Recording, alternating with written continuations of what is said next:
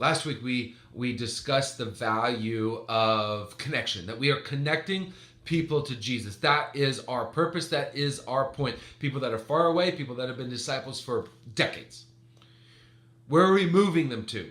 We're moving them from just a simple connection to a commitment to Jesus.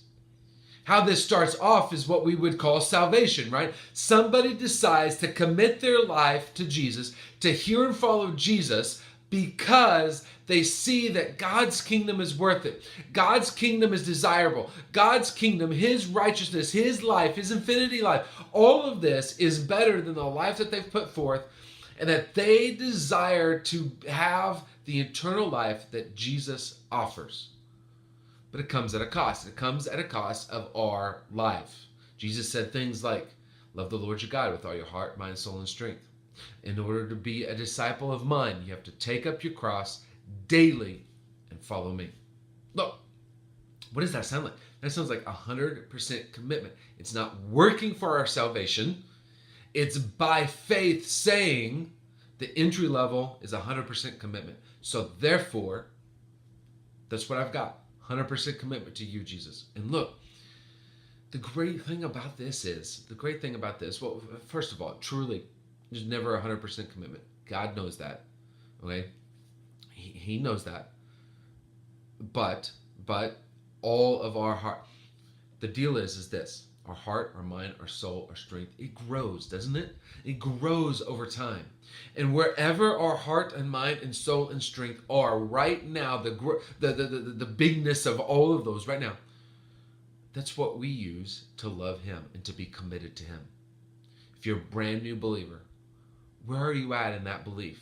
Use that to be committed to him. If you've been a believer for decades, use where you are right now to be committed to him. And then what does that look like? And what does that look like to be committed to the local church? Because perhaps there's some confusion around all of this. We are 100% committed to Christ. And look, I'm going to say this, and maybe it's a difficult statement, but we're called to be partially committed to his local body.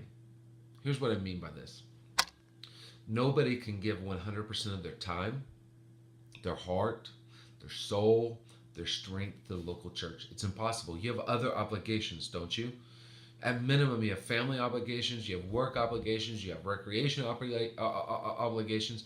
You have all these competing obligations. And look, 100% commitment to Jesus means that he gives his infinity life in all dimensions of his life, of our life. All dimensions, not just our church dimension. And in fact, it's kind of fallacy to even think about ourselves in different compartments, but that's kind of the best we can do right now.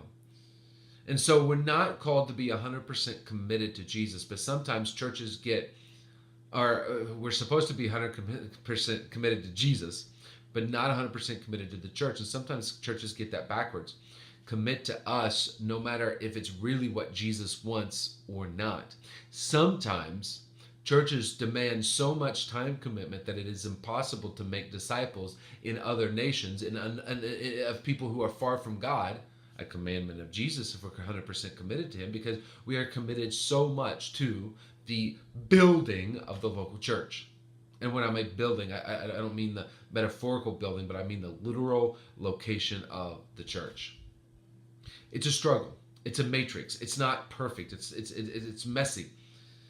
I can give more time to Crosspoint Fellowship as a body because I have more time to give. That does not mean I'm more committed.